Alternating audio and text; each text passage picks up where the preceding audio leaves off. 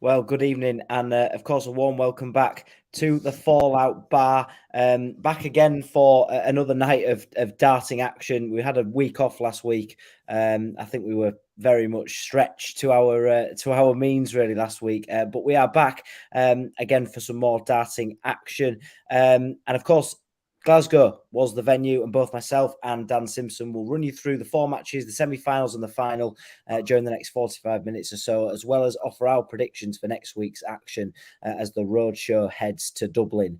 So firstly, Dan, I know you're having a bit of a jig along to that to the end. I can't get enough of it, you know. I'm totally. You must have been able to see me before we went live as that music was playing, just having a little bop around in the dining room. I love it. It's the best thing we've done for ages is switch to that new track. It's a brilliant song. Yeah. Again, Dan, a great night of darts. I want to say it kind of spoilt Peter Wright's party tonight because I kind of everyone expected him to maybe go quite deep this evening, but another really good night of darting action and one that we can be happy with what we saw. Yeah, definitely, and let's be honest. Even I, the biggest banger on about Northeast darts players was surprised, pleased, surprised and pleased with week one, and how things have gone. But I think, it was a bit of a strange one. I think certainly after what happened last week with Gezi performing so well in Cardiff. There was almost a natural feeling in the world of darts that Peter Wright was going to pick that baton up from Gezi Price and do something similar. Obviously, that came to a very abrupt halt very evening in the night. But then from then, Peter Wright to one side, this is completely wide open now.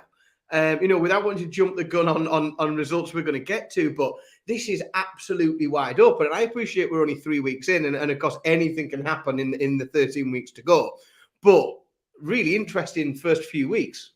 Yeah, definitely. Well, plenty of people in the chat room, of course. We've got Tommy Tornado, James Borden, Matthew Macy, Preston Noonan, Bob, and Paul Meredith. Well, if you're listening, if you're watching, of course, this evening, make sure you get involved in the chat room. Let us know what you thought of tonight's action as we go through the games. We'll try and get you some reaction as well from the players and get involved with the predictions. Dan, I guess the first place and the best place to start is at the top of the show, and potentially a result I personally wouldn't have seen coming, but Nathan Aspinall gets the job done in the last leg decider against MVG. Yeah, and it was sort of a funny game. Michael Van Gerwen didn't play badly, and obviously it's a 6-5. It's a relative. Let's be honest, it's a relatively level game, and the game could have gone either way. Important to note, after what happened last year, Michael Gerwen didn't win until I think week 4 last week. So we followed a similar pattern last year, and we know where that ended up. I think in terms of, and this is rare for Michael Van Gerwen, that Michael Van Gerwen is a player who almost his mantra, as we hear him say all the time, is doing the right things at the right time. And it just seemed like in the real key moments of that game, he sort of did the right things, but not quite got his timing right. The 170 was amazing. We love to see a 170 at the Premier League, but he was already clawing his way back into the game. That was only a hold of throw. There was no pressure from Aspinall on that one. And then as the game went on, it did seem to get a little bit tighter. But straight after that one, so the leg after that 170. So when Van Gerwen was trying to tie it up 4-all, Aspinall threw a 180, opened it with a max. Van Gerwen could only find a 60, and it just seemed that whilst his game was good, he averaged well, and some of the checkouts were amazing. The timing just wasn't quite where it needed to be, and Nathan got the timing better in the good stuff that he did, and I think that was the story of this match, really. Yeah, an important point to touch on is the fact that Nathan Aspinall is continuing to, not continually to pick up form because he's in pretty decent form, but he's still competing, isn't he? And he's still giving these top players that Nathan Aspinall is, but to come through a last leg decider is quite a big moment for him, because we see it time after time when MVG gets put into these opportunities where the back's against the wall and he comes through them. But for Asp to get over, surely that will just grow his confidence even more. Definitely, and let's not forget that to a lot. I'm going to say a large proportion, but probably not, to a section of the darting community, to a section of Planet Darts, Nathan Aspinall remains a bit of a controversial pick for this Premier League. There are some folks still, giving it large on the Twitter to say that Nathan Aspinall shouldn't be there and other players are more deserving. So I think, but he is continuing to silence those doubters. If you can put Michael van Gerwen went off again tonight, the bookie's favourite, and Nathan Aspinall put him out in round one. It's difficult when those sort of things keep happening for people to still say he doesn't deserve to be there, because he's clearly turning up in the big stage. The crowd are right into it, and he's putting on the performances. So he's continuing to justify his selection. Yeah. I mean, the night 3 match 2, again, we kind of talked about this off at the start about how we kind of had a rain on Peter Wright's parade, because everyone kind of thought it may take the same suit as it did last week in Cardiff when Gerwen Price won. I'm going to say it, Dan, before we really talk about the game.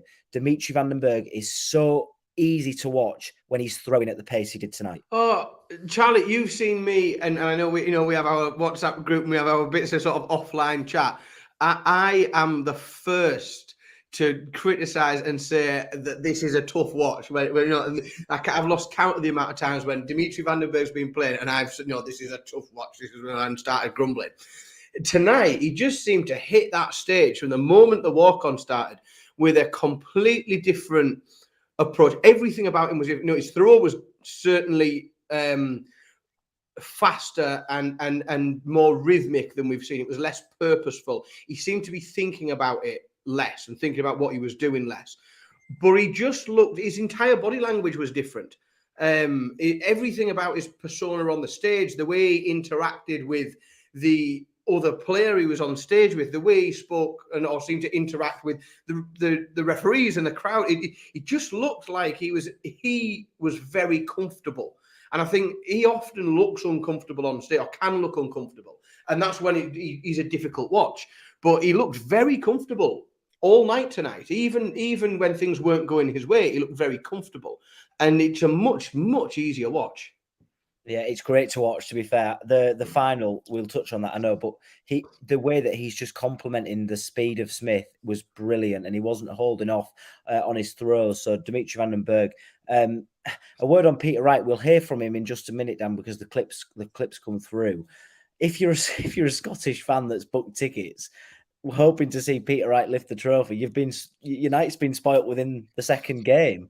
What did you make of his performance? Because he's still in a very difficult position after three weeks of the Premier League. He is, and again he's been beaten whilst having the better average and throwing more 180s and arguably to a degree playing for large sections of that game the better darts. He played very well, Peter. Doubles let him down. Doubles really let him down in that game. There was pivotal points where he could have dug his heels in and put up more of a fight, and the doubles did let him down. But and you felt afterwards, and obviously we'll hear what Peter's got to say in his interview, but you felt that for at least another 2 games. I felt in the crowd watching it. Certainly the game after, the crowd just felt like it had the life sucked out of it. And it took a while for the crowd to sort of build that back up again. This is an interesting one from Brian Cully, who's got involved down in the chat room. He says, I think Dimmy wants to be liked and supported. I don't know what to really think about that, because maybe that is why he's changed his game, or whether he just feels now that he's just going to play with the freedom to throw at this pace. And he seems to be enjoying the way that he's throwing at the moment. Yeah, and I think, let's be honest, that, the Premier League can become an arduous task, week in, week out. Lots of travel, lots of pressure. Often, sometimes for certain players can be a bit of a hostile environment. So Dimitri Vandenberg is going to come up against players in their hometowns or in their home countries, and he's going to come across players with huge fan bases. That if Dimitri Vandenberg plays Michael Smith in Britain in a stadium, the crowd wants Michael Smith to win. And Dimitri Vandenberg is good, but he seemed to find a way to very much balance that and make himself very accessible, easy to enjoy and easy to root for. And I just think the more comfortable he feels, the more he'll want to embrace that, because he'll want to feel comfortable. He'll want to continue feeling comfortable and confident and at ease on the stage. Yeah, definitely. Well, it's time we'll speak. We'll hear from what Peter Wright had to say. 2 clips coming up, and this is what he had to say to Phil Bars after his opening round defeat this afternoon. Oh, well, this evening. It's just anger, to be honest. Yeah. Just want to wreck the joint. Is that right? Can I do that after this? And the support. I mean. I would just obviously the fans give me a lovely welcome and everything and stuff like that, and I just feel like I let them down, and that's the main thing. And when you come and play like for your country and in your home ground and everything like that, it's not nice to lose. So it's difficult to deal with. I was looking forward to it. I was expecting to come here and win, and I'm gutted. I was in charge of the match, and then it's missing 6 starts a double. If it didn't miss the 6 starts, I maybe could have won it and changed the flight system in the next game. But ifs and buts don't win games. Playing here in Scotland, is there nerves or is it just extra pressure on your shoulders? Yeah, it's extra pressure, of course. The only person, the only Scotsman in the field. Obviously, we normally have Gary here. He's the ambassador of Scotland and everything like that. So it's hard to replace Gary, in his shoes and everything, stuff like that. So I'm gutted. I'm gutted for Scotland, gutted for myself. There we go, Peter Wright speaking to Phil Bars after his defeat. A final word on him, Dan. I know we're only 3 nights into the Premier League, so it's not panic stage yet for him, but he's going to have to start picking up some points pretty soon.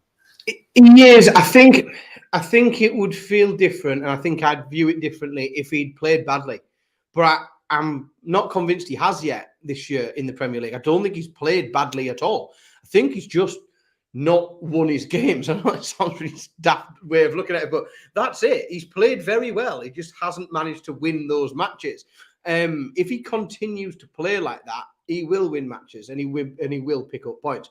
He is some way off, where he would want to be. But I think Peter will definitely benefit from, without the spoilers later on, we're seeing different players, or we've seen different players each week reaching the latter stages and therefore sharing the points around a little bit, meaning that he's not as far behind the top end as he could have potentially been with 3 first-round losses.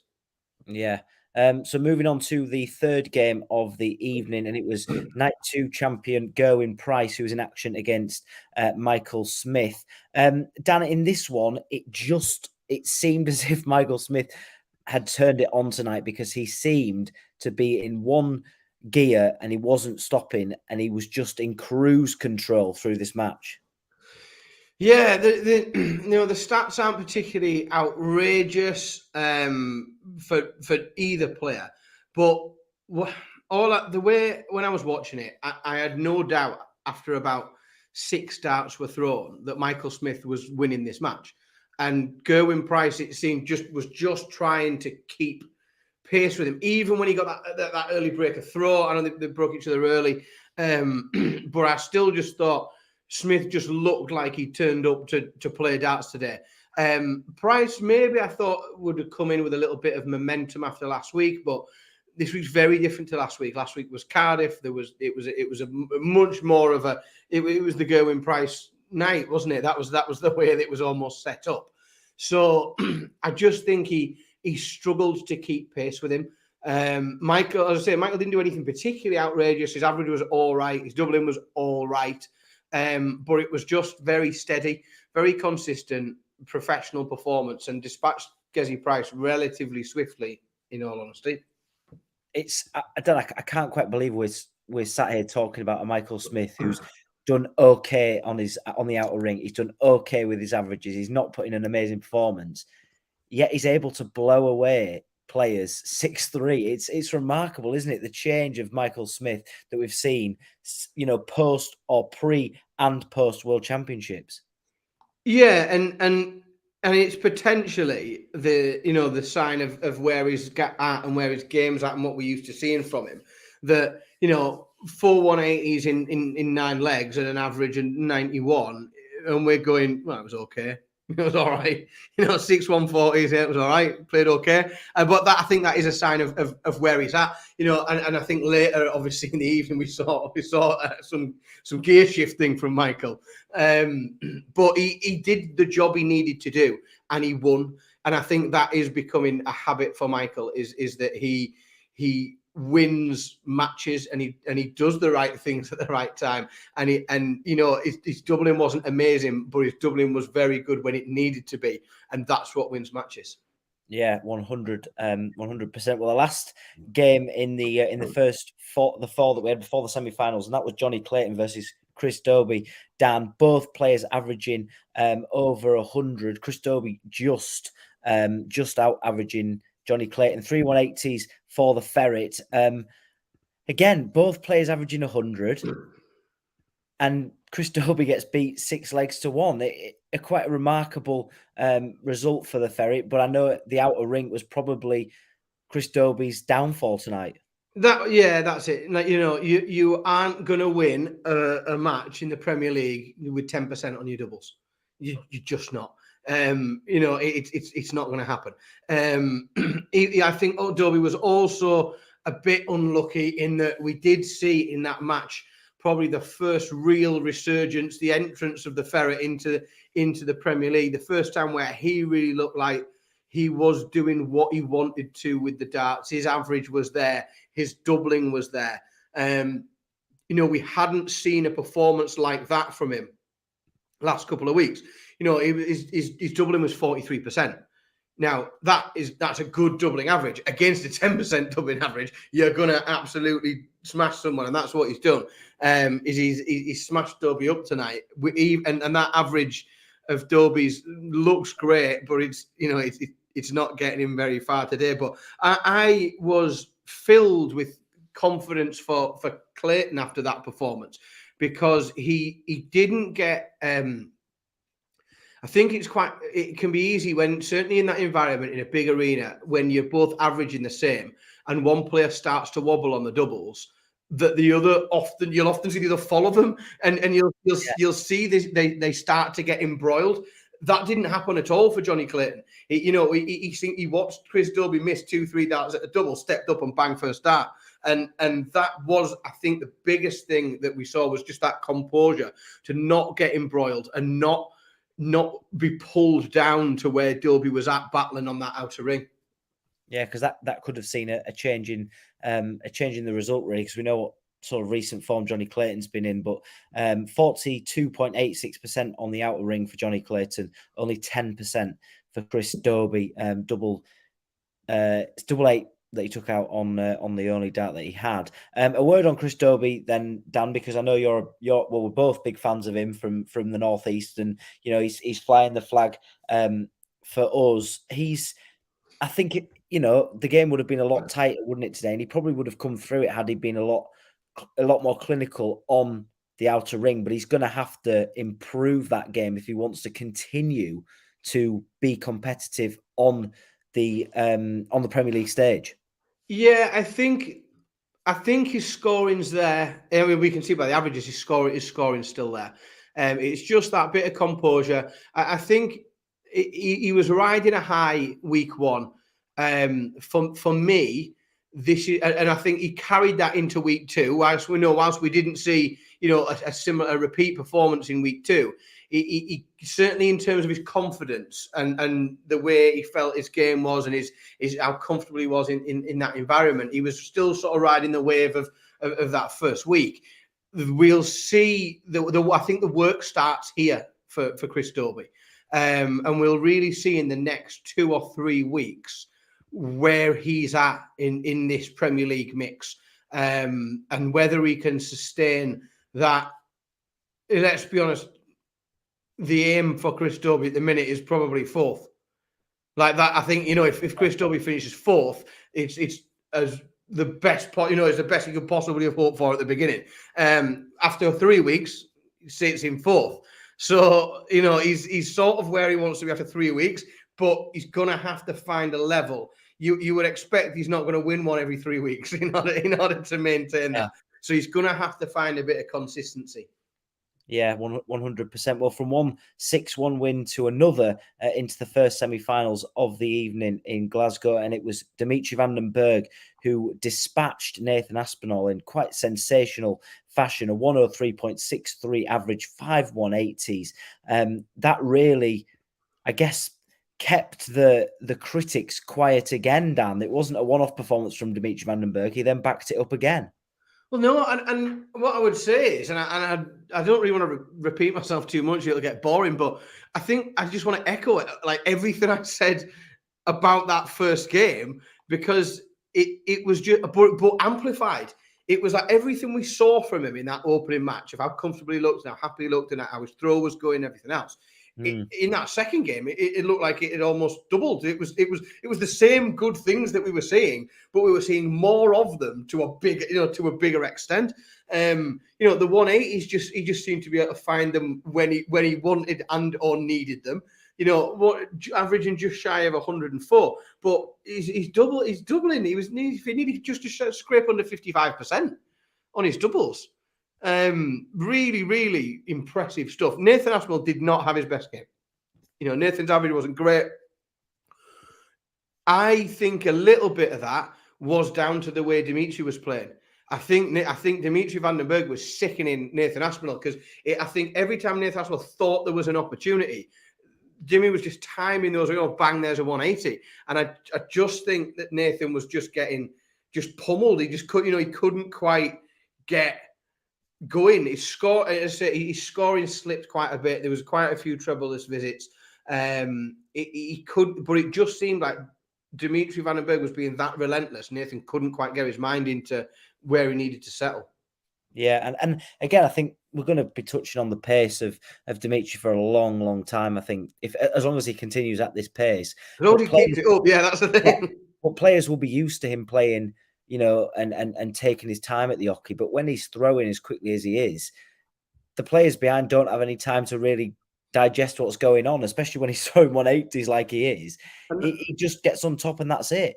That's what it seemed. It's very, very rare that anybody sort of bashes up Nathan Aspinall, because they are generally the games that Nathan loves to be in. Like, he generally loves it when someone's coming at him with their best darts, and that's often when he throws his best darts back. But it just didn't click at all for Nathan tonight. He did get bashed about, and he just couldn't keep pace. And again, like we talked about Smith a minute ago, within 6-9 darts being thrown, there was only ever going to be one winner, I think, in that match. I don't think anyone fancied Nathan through once that game was underway. Yeah, 100%. Well, the second semi-final, Dimitri Vandenberg will have had his feet up, waiting to see who he will take on in the final. And what a game that was, Dan. If we thought the final was good, that literally was that set us up for what was an amazing final, the Smith versus Clayton game, because I, for one, could not call it midway through that semi-final. I didn't know which way it was going. It's such a high quality affair. It really was, and I you often find with this new format of the Premier League, you're really tempted to repeat yourself. But I think we have seen the arrival of the ferret in the Premier League this year. And yes, he didn't make the final, but we'll come to that in a moment, because that could have well have been the final, depending on the draw tonight, and that would have been a level of a game that would have been worthy of it.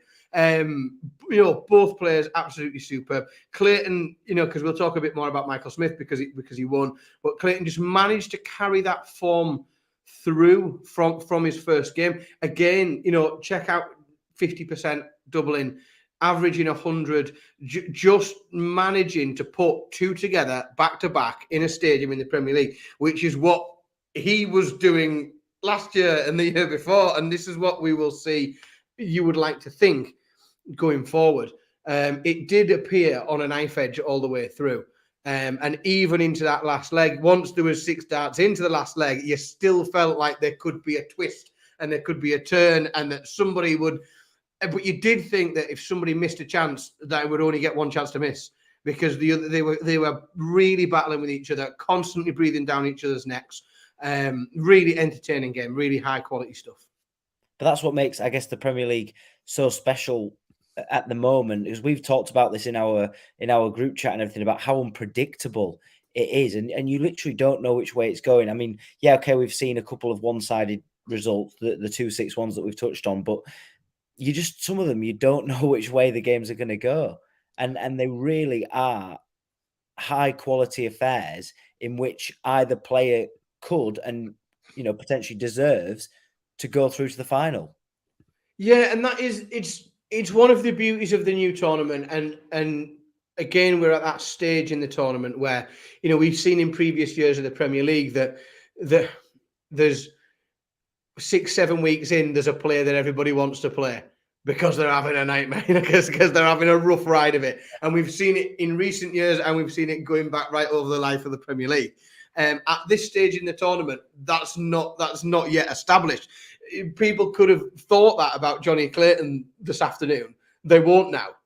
And I think we go into next week, thinking any two players could be in the final.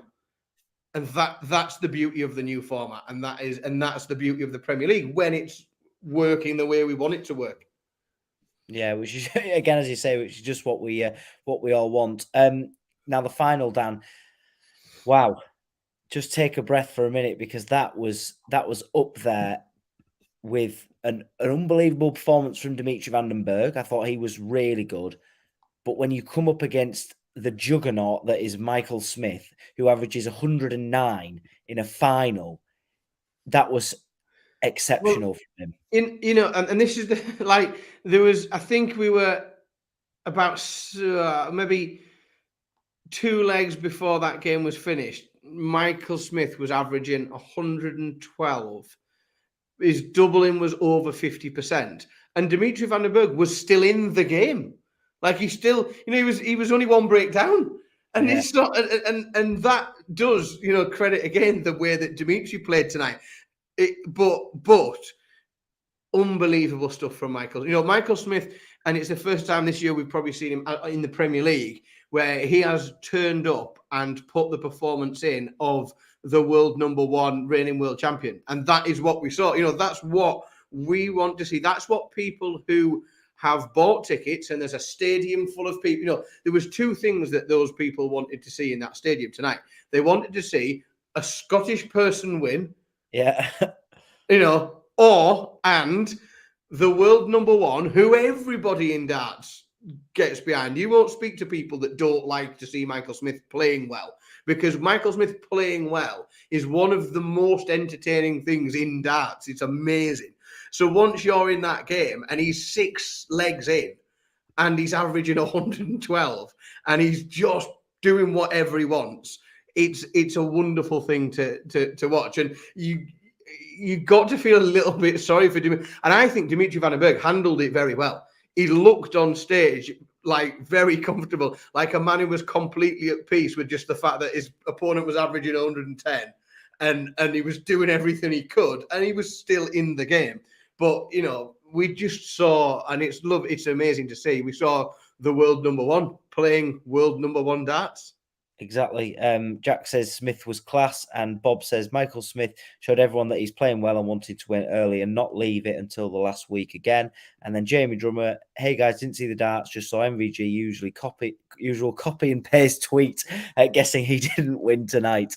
So that good time, Jamie. He didn't. So there you go. We will hear from Michael Smith because his clip has just landed. A good 48 seconds of Michael Smith. So we'll hear from him. Dan, just a quick word on Dimitri Vandenberg. He probably will be sat in the back room thinking, you know what, I've had a good night.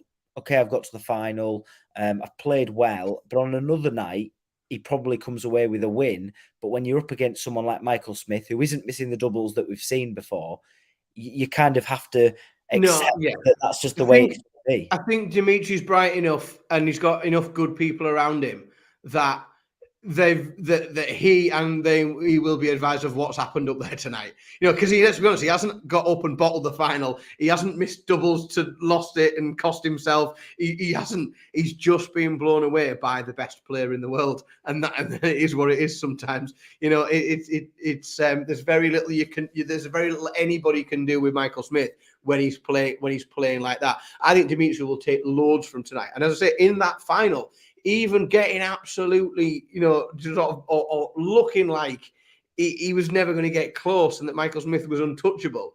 Dimitri looked very comfortable. Didn't change what he was trying to do, it seemed. Didn't slow his throw down. Didn't change the way he seemed to be thinking about things. He seemed to be consistent in his approach tonight, which tells me that he will try and carry that forwards.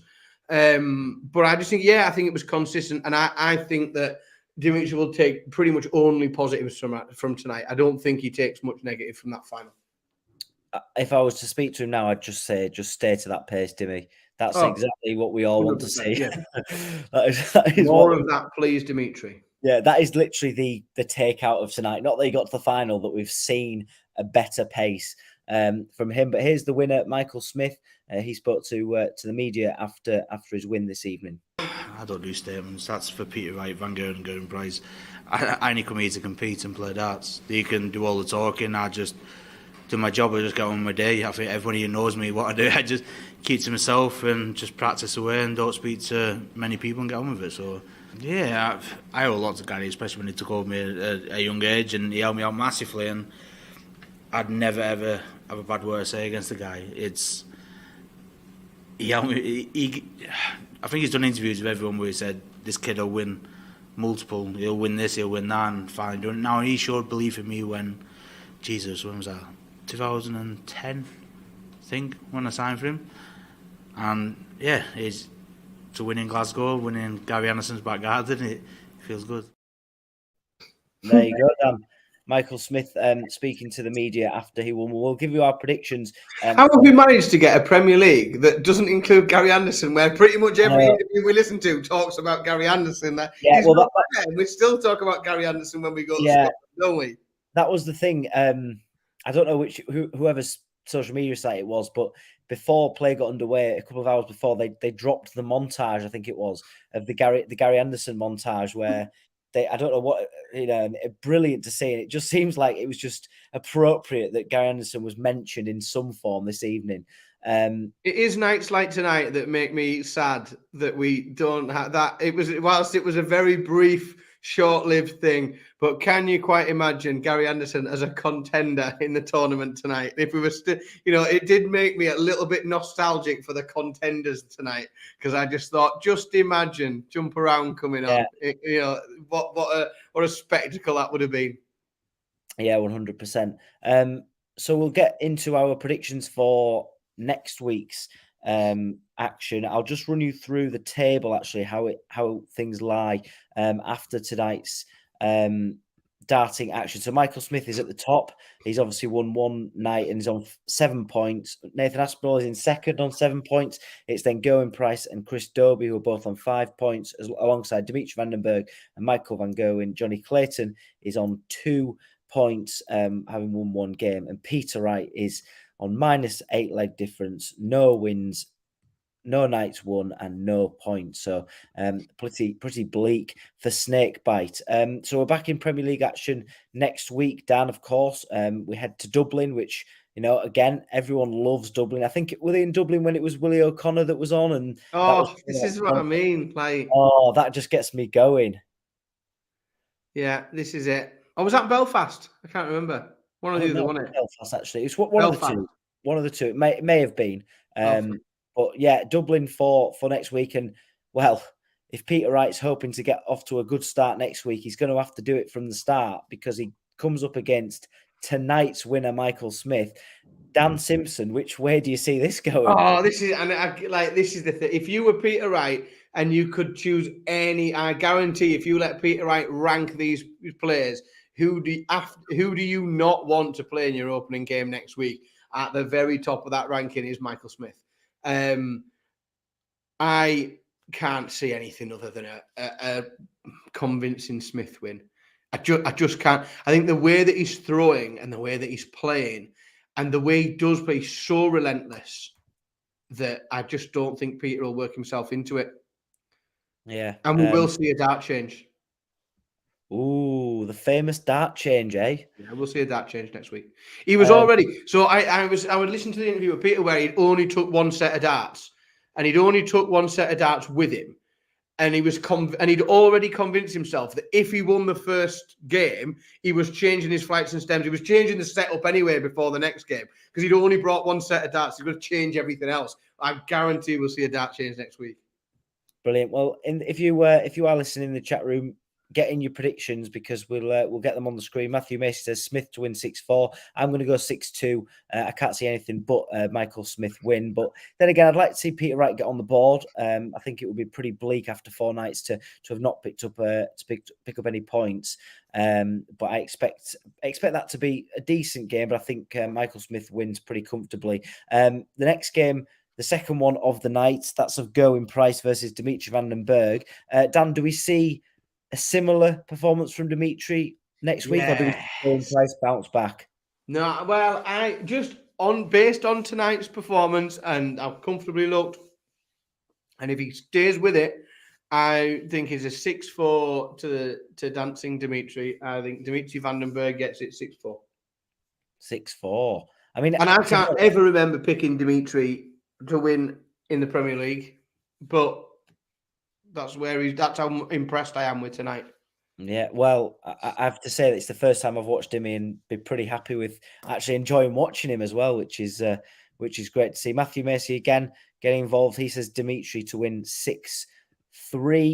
I'm going to go Dimi to win 6-5. A bit of a scrap. Gerwen Price keeps in touch with Dimi, obviously providing that he plays at the level that we've seen tonight and the speed that we've seen.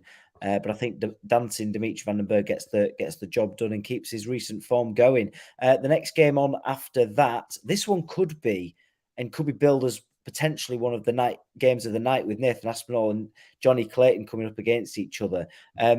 Could we see Clayton go on a run next week in Dublin?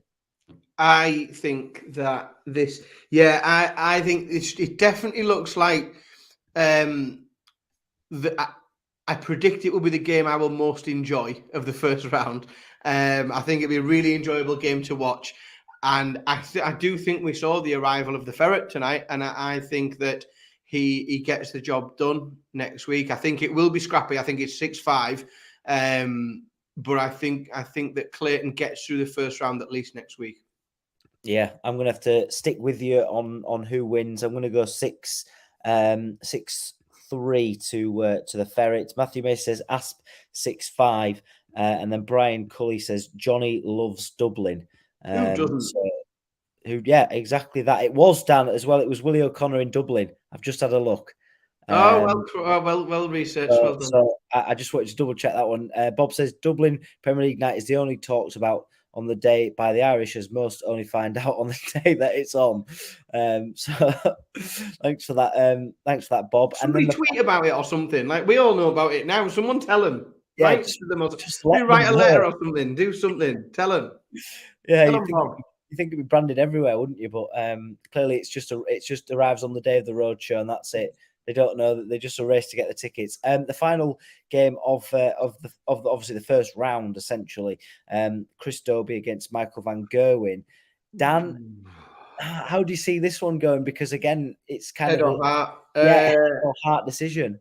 Head or heart. It's Michael Van Gerwen. Certainly after tonight, and I mean after tonight's performance from Michael Van Gerwen rather than after tonight's performance from Chris Dobey. I just think Michael Van Gerwen comes back with a bit of a point to prove. He's not particularly happy with the way the Premier League's going for him so far. And generally what we see when MVG isn't happy with the way things are going is he digs his heels in. He's a pretty stubborn bloke and he'll start to play a bit. Also important to remember that Dobey's mind will be 100% on Sunday.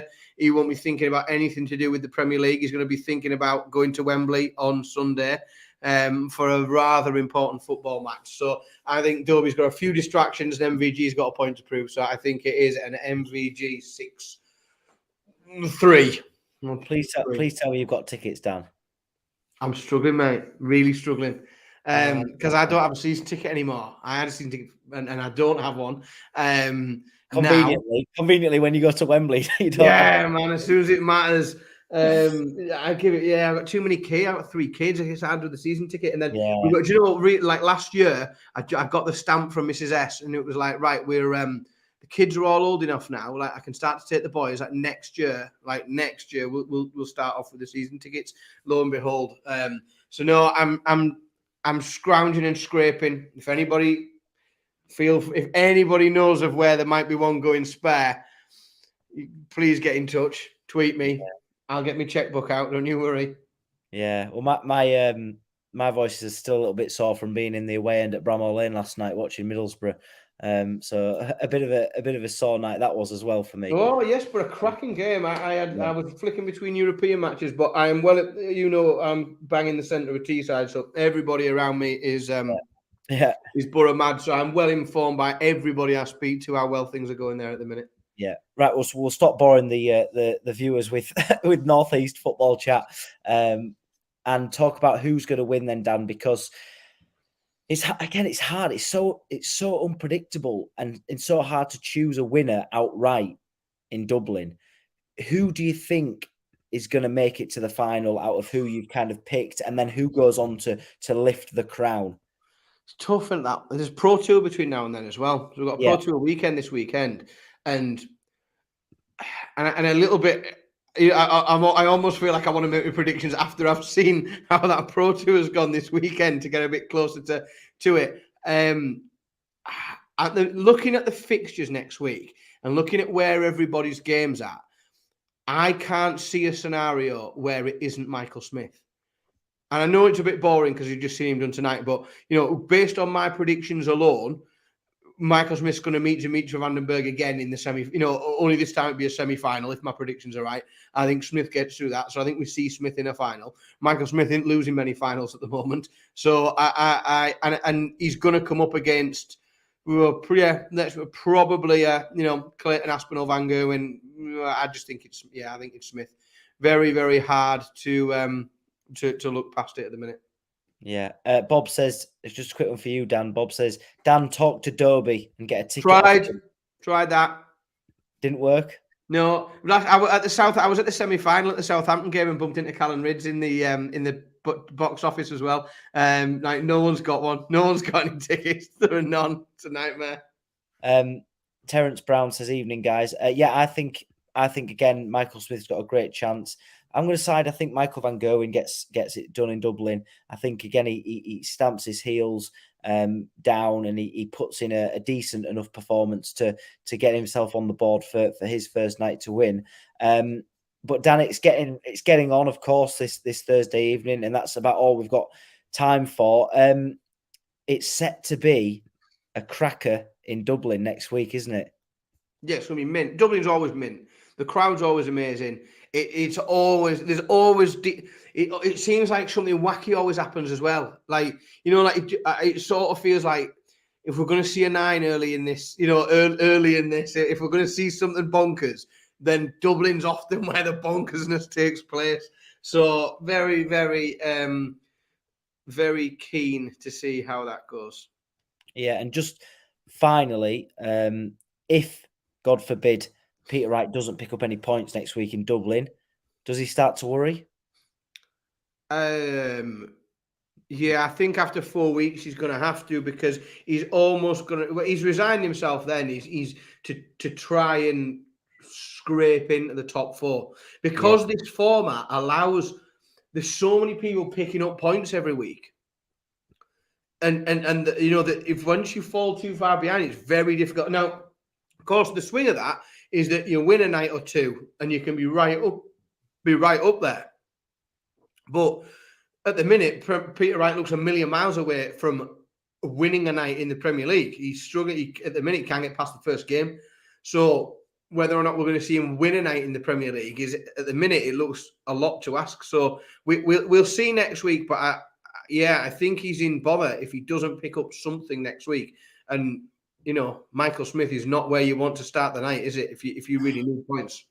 No, that's the worst place to start. Well, if you're wanting your darting fix over the weekend, Phil Bars will be back in the hot seat for the two Pro Tour streams that we've got both on Saturday and Sunday. Both Dan and Liam did an amazing job this weekend of doing the solo Pro Tours, which is quite a feat in itself, Dan, to do that. Just going slowly mad. I think it was. I don't know if it was really hosting the Pro Tour or just having a one-man breakdown, talking to myself for 6-7 hours in a room. It was quite cathartic in a lot of ways. It was like being in some sort of isolation chamber. It was good. It was good fun though. Some good results, some interesting fun things happening, and made all the better for the amount of banter and crack in the chat room that really did. Sort of get me through it, if you like. There's no way I could have done it without all of the brilliant contributions in the chat room. Yeah, well, of course, you can get all the scores from the Pro Tour streams in one place. So why wouldn't you want to do that? So that's what's coming up this weekend, and that's going to be live from 10:45 a.m. Around that time. Phil Bars, as I say, will be back in the hot seat to take you through those results as we go through the second Pro Tour weekend of the darting year. But from myself, from Dan, and from all of us at Online Darts, thank you very much for watching. And of course, we'll see you all very, very soon.